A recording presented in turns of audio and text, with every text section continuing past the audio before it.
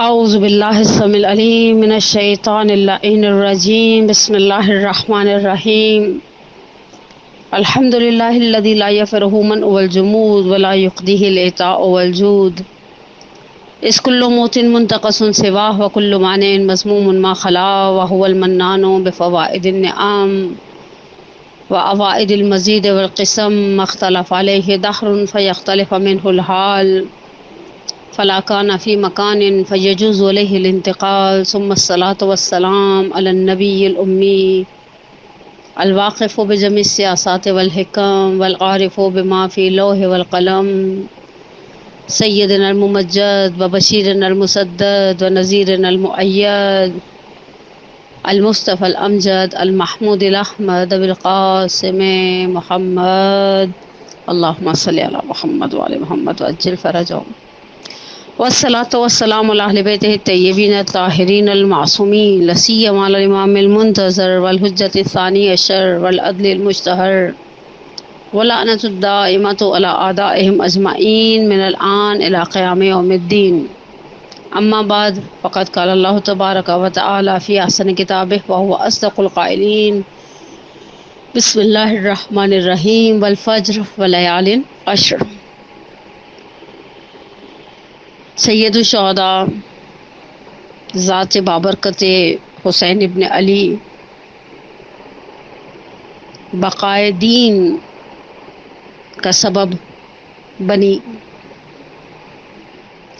اور سید الشہداء کا یہ قیام ابا عبداللہ الحسین کا یہ امتحان جس نے اسلام کو جاویدانی بخش دی، جس نے اسلام کو ہمیشہ ہمیشہ کے لیے ایک سرفرازی بخش دی. اس حوالے سے ہماری جو گفتگو چل رہی تھی کہ وہ کون سے علل و اسباب ہیں، وہ کون سی وجوہات ہیں جن کی وجہ سے ہم دیکھتے ہیں کہ تاریخ انسانیت یعنی تاریخ اسلام سے ہٹ کر بھی اگر آپ اس کو اور تھوڑا سا اپنے بینائی کو وسعت دیں تو تاریخ انسانیت میں یہ حادثہ اپنی آب و تاب کے ساتھ زندہ و جاویداں ہے. تو اس حوالے سے جو گفتگو چل رہی تھی ہم نے کل ایک اشارہ کیا کہ جو چیز سبب بنی ان میں سب سے سر فہرست جو بقول بزرگان کے بقول علماء کے وہ علل ماندگاری کربلا، وہ وجوہات جن کی وجہ سے کربلا کو جاویدانی ملی ہے، ان میں سب سے پہلی چیز ارادہ خدا تھی. اور ارادہ خدا بہرحال ارادہ خدا اس پوری کائنات کے اوپر غالب ہے، حاکم ہے. نور خدا ہے کفر کی حرکت پہ خندہ زن، پھونکوں سے یہ چراغ بجھایا نہ جائے گا. انڈرسٹوڈ سی بات ہے، خدا نے جس چیز کے بارے میں ارادہ کر دیا کہ اسے جاویدانی بخشنی ہے، اس نے اپنی اس ارادے کو اذا ارادہ شیئا ان یقول له کن فیکون، اس نے چاہا کہ صفا و مروہ کے درمیان اس ماں کے صبر، اس ماں کے توکل اور اس کی بے قرار ممتا کا جو امتحان لیا گیا وہ جاویداں ہو جائے. اس نے اس صفا و مروہ کے درمیان کے جو کا جو پرپس تھا اسے جو ہے رکن قرار دے دیا اپنی عبادتوں میں سے ایک عبادت کا. اور جب تک الحمدللہ یہ کائنات رہے گی، جب تک مسلمان حج بیت اللہ الحرام اور عمرہ بیت اللہ الحرام کو انجام دیں گے، وہ اس ماں کی یادگار کو زندہ رکھیں گے کہ ٹھیک ہے اس صفا و مروہ کے درمیان جناب ہاجرہ سلام اللہ علیہا تھی جو اس طرح سے بے قراری سے دوڑتی تھی، اور وہ جو بیچ میں ایک فیز ہے جسے ٹیوب لائٹس کے ذریعے تھوڑا مینشن کیا گیا ہے الگ سے کہ جہاں ہرولہ کرتے ہیں مرد حضرات، البتہ خواتین کے لیے نہیں ہے، کہ یہ وہ مقام تھا جہاں جناب ہاجرہ کو حضرت اسماعیل علیہ السلام نظر نہیں آتے تھے. تو حضرت ہاجرہ کے قدموں کے اندر ایک سرعت تھی اور حضرت ہاجرہ اس سے ذرا دوڑنے والے انداز میں وہ مثلا جاتی تھیں. اور آپ سوچئے پروردگار عالم نے اس طرح سے بہت، خدا نے جس چیز کو چاہا دوام بخشنا، خدا عز و جل نے ان چیزوں کو دوام بخشا ہے عزیزان من. تو سب سے پہلی چیز، سب سے پہلا عنصر، سب سے پہلی وجہ، سب سے پہلی علت، سب سے پہلا سبب جو واقعہ کربلا کی جاویدانی کا سبب تھا وہ تھا ارادہ الہی جو اس پوری کائنات پر حاکم ہے. اب اس کے بعد ہم اگلے مرحلے کے اندر ہماری گفتگو بحول الہی و قوت الہی داخل ہوتی ہے، اور اس دوسرے مرحلے کے اندر ہم دیکھتے ہیں کہ کربلا کی جو دوسری ایک انفرادیت ہے وہ کربلا کی جامعیت ہے۔ دیکھیں، نہ یہ تاریخ کی پہلی جنگ تھی، نہ یہ آخری جنگ تھی۔ اگر میرے سننے والے محترم، میری بہنیں، میری بیٹیاں، بہرحال ماؤں کا مقام اتنا عظیم ہے کہ ان سے بات کرنے سے پہلے سوچنا پڑتا ہے کہ کوئی جملہ ایسا منہ سے نہ نکل جائے جو ادب کے تقاضوں کے خلاف ہو۔ لیکن اگر کوئی یہ سمجھے کہ یہ اس لیے زندہ رہا کہ ایک طرف صرف مختصر سا لشکر تھا اور دوسری طرف ایک بہت ہی جسے کہیں بڑا لشکر تھا، بنائے کربلا نامی کتاب کے اندر باقاعدہ بحث ہے کہ عمر سعد کے لشکری کتنے افراد پر مشتمل تھے، روایات کا اختلاف ہے، لیکن بہرحال بعض روایتوں کو جو ہمارے بزرگان نے بیان کیا 30,000 کا لشکر ہے مثلا۔ اب ادھر بہت قلیل سی تعداد ہے، ادھر بہت کثیر تعداد ہے۔ خوب جنگ بدر کا احوال کیا ہم بھول گئے؟ مسلمان کے ابتداء اسلام اور صدر اسلام کی جنگ بدر بھول گئے ہم؟ لیکن میں نے جس طرح سے احد کی مثال دی تھی، بدر اس آب و تاب کے ساتھ ہم کون سے مسلمان ہیں جو جنگ بدر کی یاد مناتے ہیں؟ ہم بدر کے شہداء کی یاد مناتے ہیں؟ ہم نہیں۔ جامعیت تھی، یہ جو سید الشہداء کے ساتھی تھے، جو سید الشہداء کے اصحاب تھے، جو سید الشہداء کے انصار تھے، جو سید الشہداء کے اقربا تھے، ان کے اپنے اندر کچھ ایسی جسے کہیں کوالٹیز تھیں، کچھ ایسی خصوصیات اور صفات تھیں جس نے اس قیام کربلا کو، اس سانحہ کربلا کو رنگ بھر دیے۔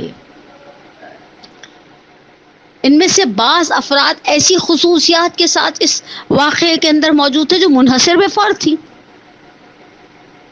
اور حقیقت ہے تاریخ کائنات کے اندر سید الشہداء کے جو ساتھی تھے وہ ساتھی بھی بے مثال تھے۔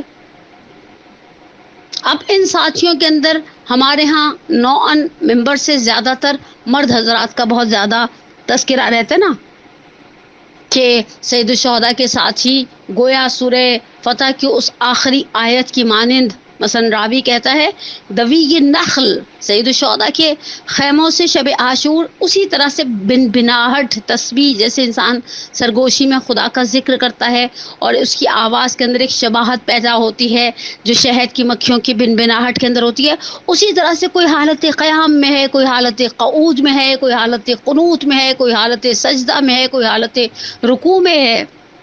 جس طرح سے پروردگار عالم ان اصحاب پیامبر کا تذکرہ کرتا ہے سورہ فتح کی آخری آیت میں، بسم اللہ الرحمن الرحیم، محمد رسول اللہ والذین معہ اشداء علی الکفار رحماء بینہم تراہم رکعا۔ کتنا پیارا جملہ ہے، تم انہیں دیکھو گے حالت رکوع میں، سجدن حالت سجدہ میں، یبتغون فضلا من اللہ ورضوانا، اور وہ خدا سے طلب کرتے ہیں اس کی مرضی کو، اس کی رضوان کو۔ سیماہم فی وجوہہم من اثر السجود، ان کی پیشانیوں پر سجدوں کے نشان ہیں۔ ذالک مثلہم فی التوراۃ و مثلہم فی الانجیل، ہم تو اس کی مثال توریت اور انجیل میں دی ہے۔ اور کس قدر جامع انتخاب تھا سید الشہداء کا کربلا کے میدان کے سپاہیوں کے لیے۔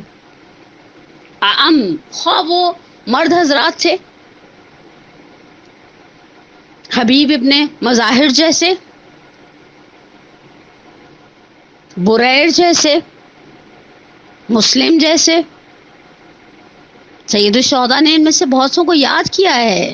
عصر عاشور جب ابا عبداللہ الحسین نکلے ہیں خیموں سے تو آواز دی ہے یا اصحاب الصفا و یا فرسان الحیاجا، اس کے بعد امام نے نام لینا شروع کیے، اور اس کے بعد فرمایا قوموا عن نومتکم وادفعوا عن حرم الرسول، اپنی نیند سے اٹھو اے میرے دلیرو،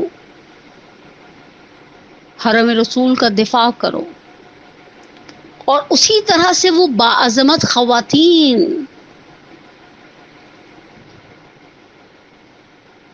جنہوں نے اس امتحان کو آگے بڑھانا ہے اور کمال تک پہنچانا ہے.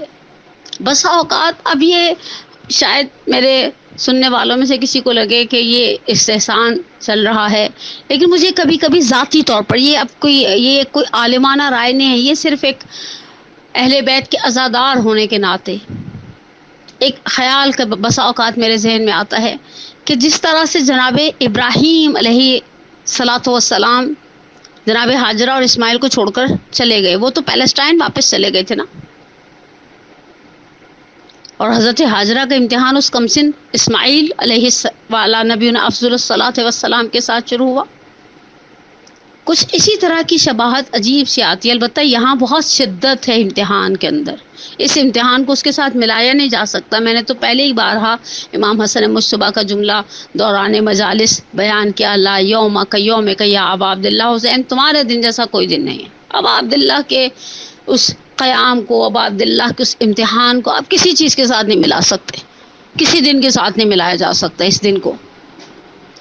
لیکن امتحان جس طرح سے سرزمین مکہ پر، سرزمین حجاز پر جناب ہاجرہ سلام اللہ علیہ کا شروع ہوا، اور میں نے کل اشارہ کیا سورہ ابراہیم کی آیت نمبر 37 کی طرف، جو پہلے ابراہیم خلیل الرحمن علیہ الصلوۃ والسلام نے پڑھی، اور پھر سرور کائنات حبیب الہ العالمین محمد مصطفیٰ صلی اللہ علیہ وآلہ وسلم نے اس وقت اس آیہ کریمہ کی آیت نمبر 37 آف سورہ ابراہیم کی تلاوت کی، جب سید الشہداء کو ایک قنداق کے اندر لپیٹ کر ختم المرسلین کے ہاتھوں پر دیا گیا.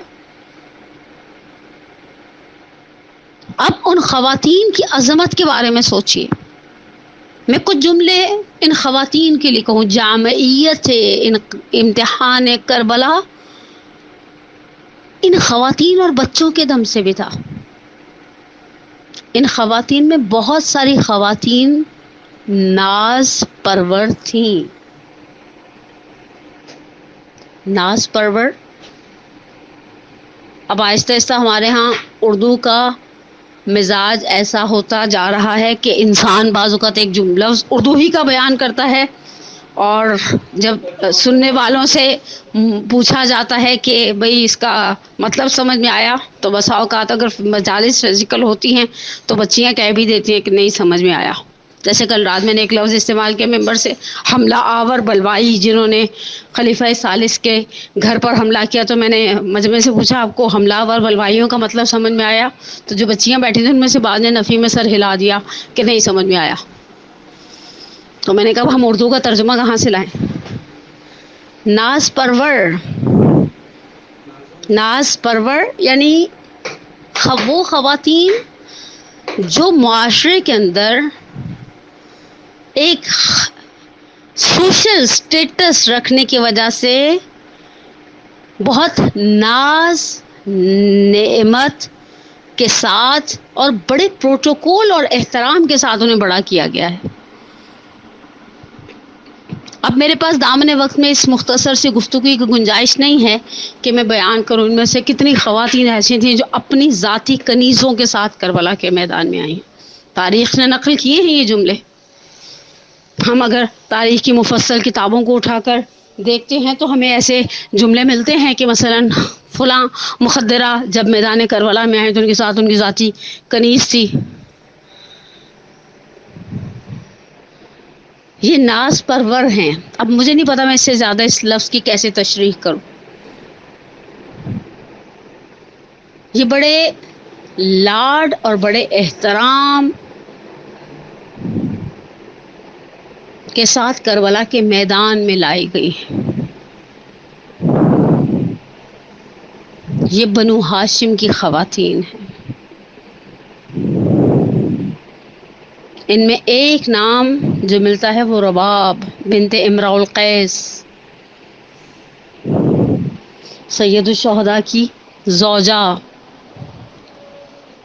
اور کیسی زوجہ! کتاب کا نام دانش نامہ امام حسین، تقریباً 14 یا 13 جلدوں پر مشتمل آقا محمد ری شہری کی یہ ایک عقائد ٹیم ورک ہے. اور کتاب کے مقدمے میں لکھا ہے کہ یہ 10 سال کی محنت ہے ایک ٹیم کی. اس کی جلد اول میں دانش نامہ امام حسین میں جناب رباب کا تذکرہ کرتے ہیں. یہ ابا عبداللہ الحسین کی زوجہ تھی جو امراء القیس بن ادا کی صاحبزادی تھی. اور پھر تاریخوں میں اس کی جزیات کو بیان کیا گیا ہے کہ وہ شام کے ایک مسیحی خاندان کا فرد تھا.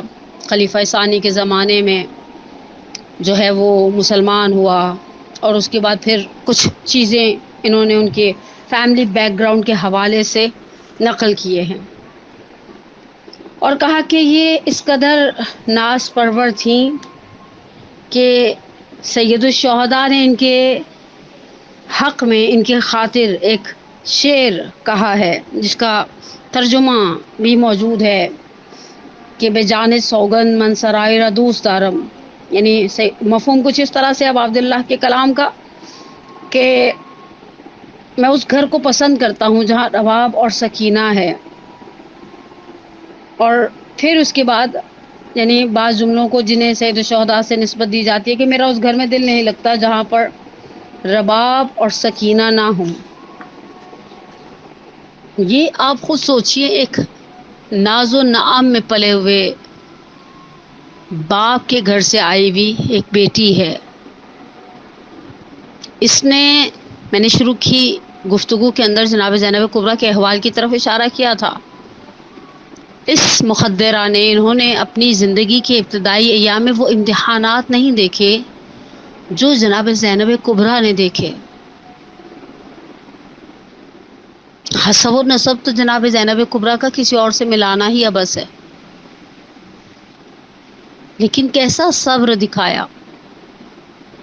کس ناز سے لے کر آئے ہوں گے سید الشہداء اس زوجہ کو کربلا کے میدان تک، کیونکہ گود میں ایک شیر خوار بچہ ہے. اب کچھ جملے ہیں، یہ جملے میں نے مقتل میں کبھی نہیں پڑھے، میرے پاس ان کا کوئی تاریخی مدرک، کوئی ماخذ نہیں ہے، لیکن ہماری ایک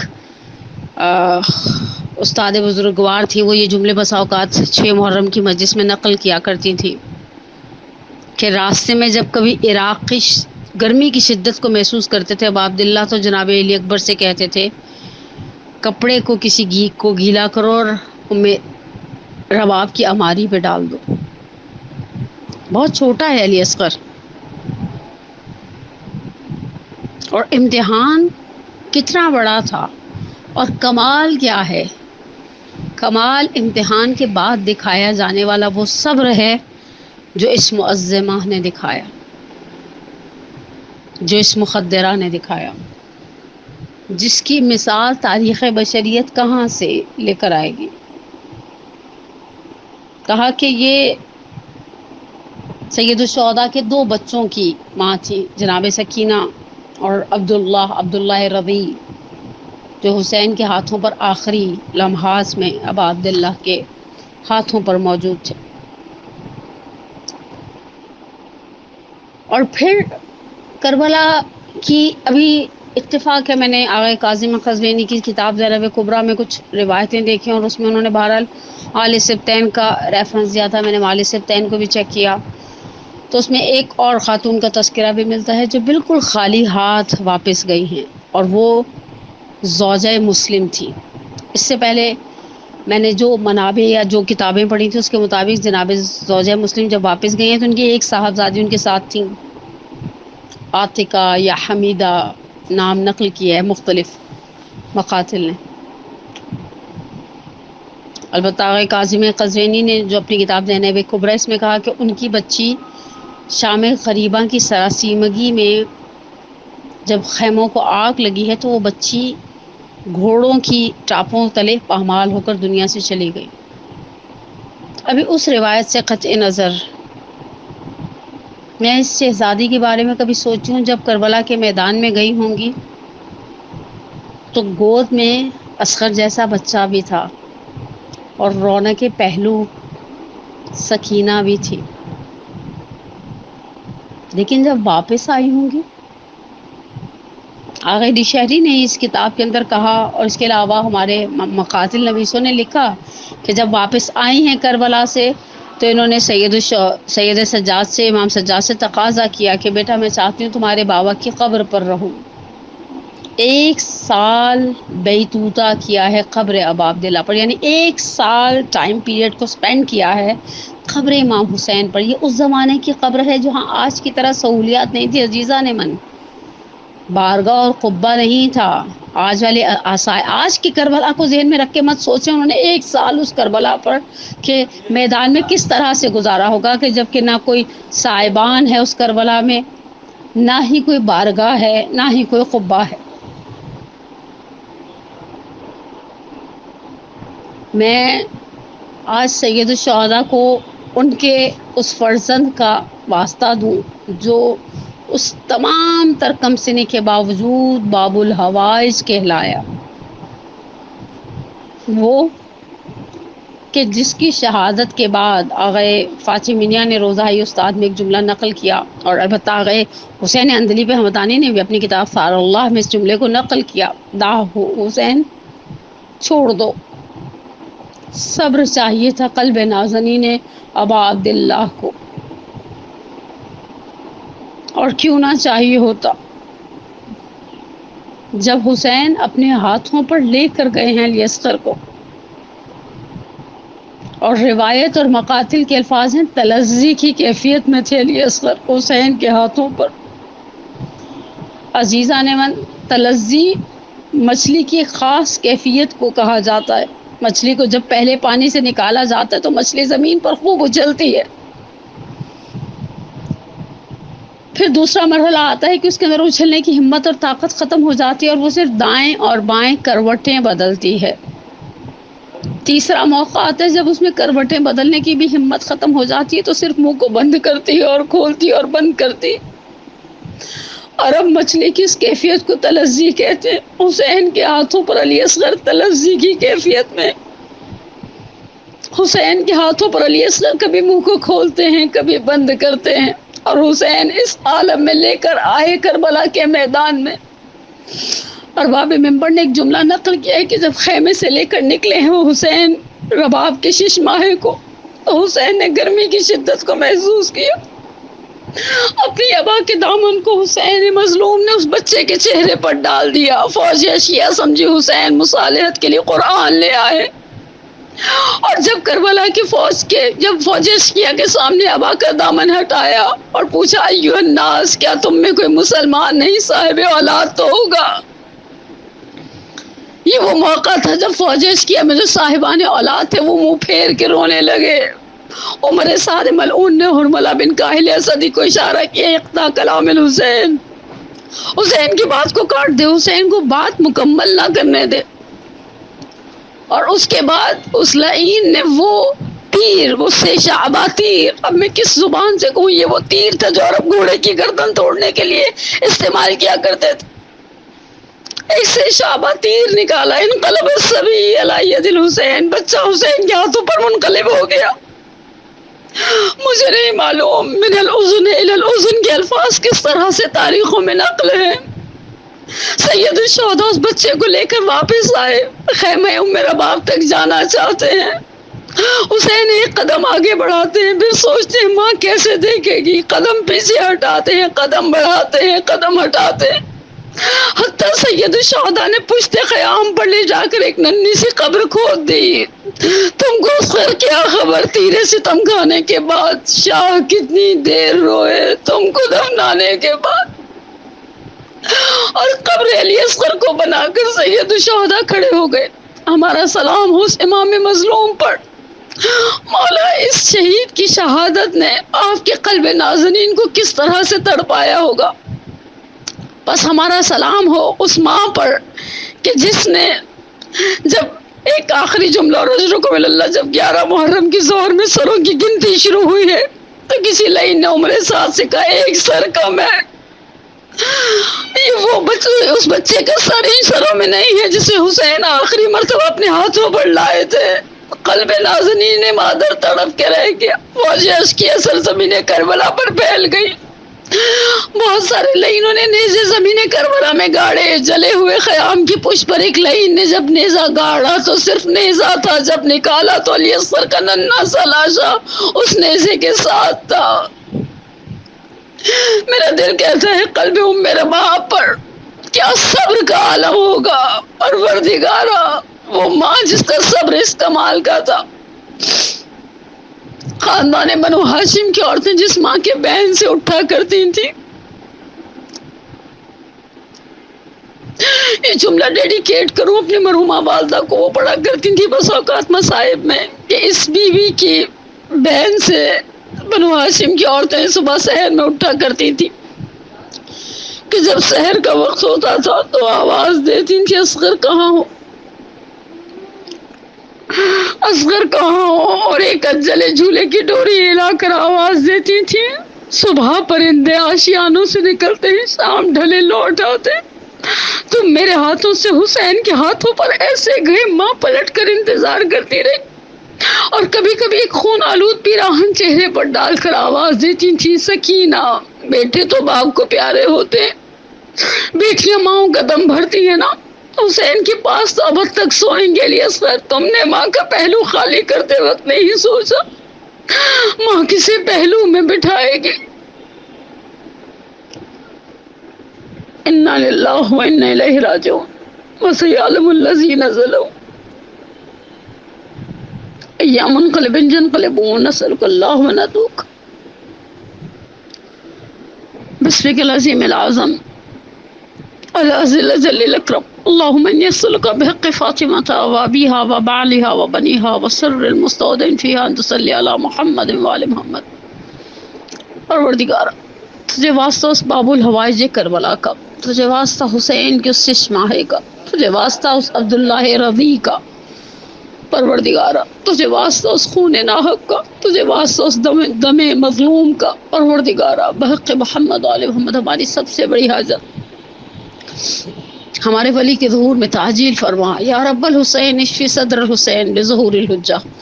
پروردگارا ہمارے عزاداران ابا عبداللہ کی جان مال ناموس کی حفاظت فرما، پروردگارہ ہمارے پریشان حالوں کی پریشانی کو دور فرما، ہمارے بیماروں کو شفا عاجلہ و کاملہ عطا فرما۔